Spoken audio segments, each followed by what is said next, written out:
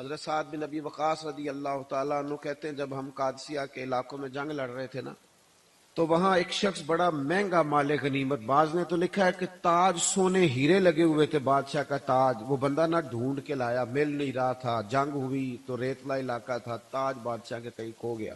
ایک آدمی سادہ سا فوجی وہ تاج لے کے شام کو سپہ سالار کے خیمے میں داخل ہوا تو ان سے جب پوچھا گیا، وہ تاج انہوں نے پیش کیا، چہرے پہ کپڑا ڈالا ہوا تھا، تو ان سے پوچھا گیا کہ آپ بڑے امیر آدمی ہیں جو آپ نے بڑی دیانتداری سے یہ تاج واپس کر دیا؟ کہنے لگے نہیں، گزر بسر مشکل سے۔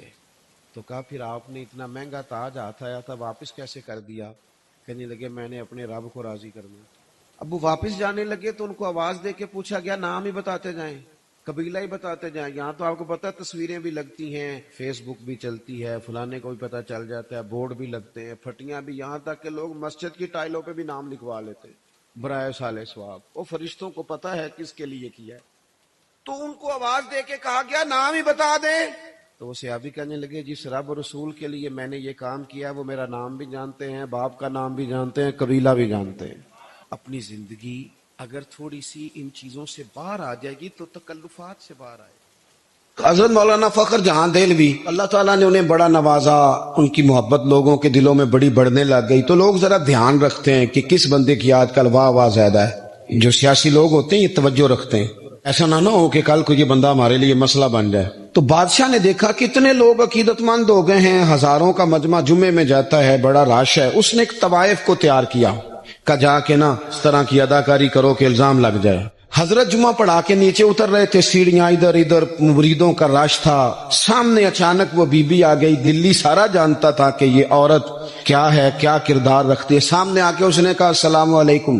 شیخ نے گرد نظر جھکا کے کہا وعلیکم السلام۔ تو اس نے اس طرح گفتگو شروع کی جیسی بڑی جاننے والی نہیں۔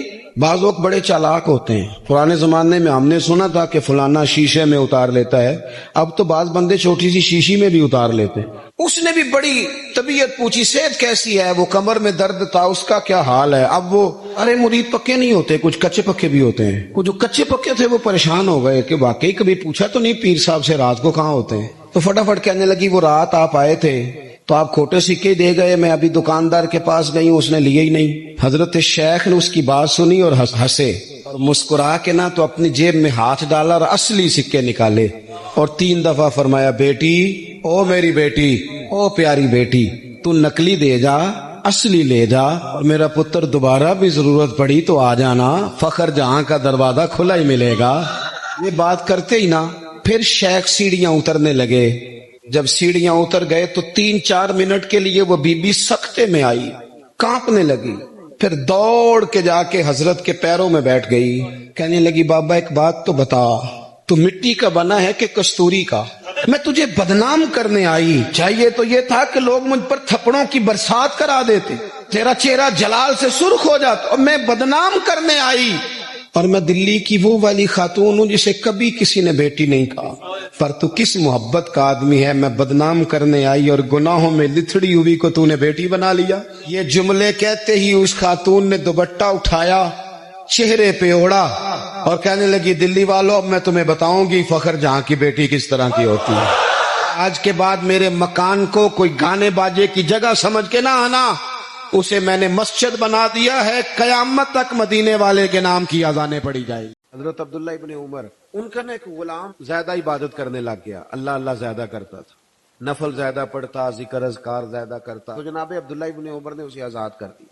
فرمایا اللہ کی حضور حاضر ہونا چاہتا ہے، ہم کیوں اسے پابند کریں، اسے آزاد کر دیا۔ ایک اور غلام نے سوچا کہ یار یہ تو بڑی بات ہے، اس نے بھی اللہ اللہ شروع کر دیا، حضرت عبداللہ ابن عمر نے اسے بھی آزاد کر دیا۔ اب وہ غلاموں نے کام پکڑ لیا، نفل پڑھتے، آپ اسے آزاد کر دیتے۔ ایک دن آپ کے بیٹے کہنے لگے بابا جان یہ آپ کو دھوکہ دیتے ہیں، بعد میں پتہ نہیں 5 بھی پڑھتے ہیں کہ نہیں۔ حضرت عبداللہ ابن عمر نے بڑی ہی اعلیٰ بات کر فرمانے لگے یہ مجھے رب کے نام پہ دھوکہ دیتے ہیں، میں تیار ہوں دھوکہ کھانے کے لیے۔ یہاں لوگ بڑے بڑے ناموں پہ دھوکے نہیں کھاتے، تیرا پلاٹ مہنگا بیچ دوں گا، لوگ دھوکہ کھا نہیں جاتے، تو جمع کرا تیرے 100 کے 250 ہو جائیں گے، کھاتے نہیں، دولت کے نام پہ تو دھوکے کھاتے ہیں نا۔ اخلاص اپنی زندگی میں پیدا کریں، اپنے بہن بھائیوں کے ساتھ، اپنے گھر میں، اپنے دوست احباب کے ساتھ، اپنے دین کے ساتھ۔ مسلمان ہیں، ہمیں یہ والا سبق نہیں پڑھایا گیا کہ دنیا میں کھا لو پی لو موج کر لو، یہی ہے سارا کچھ۔ ہمیں تو کہا گیا ہے کہ تم یہاں کوئی خیر کرنے آئے ہو، اخلاص کے ساتھ رب کو راضی کرو، واپس لوٹنا ہے، اس کی بارگاہ کی طرف واپس جانا ہے، جزا سزا کا فیصلہ ہوگا۔ لہذا یہاں کوئی خیر کا کام کرنے آئے ہیں، یہاں طے شدہ بات ہے کہ کوئی پکا رہنے کے لیے نہیں آیا، سب نے لوٹنا، تو اپنے لوٹنے کی تیاری کرے، اس کے لیے شرط اخلاص ہے، اس کے لیے شرط مخلص ہونا ہے۔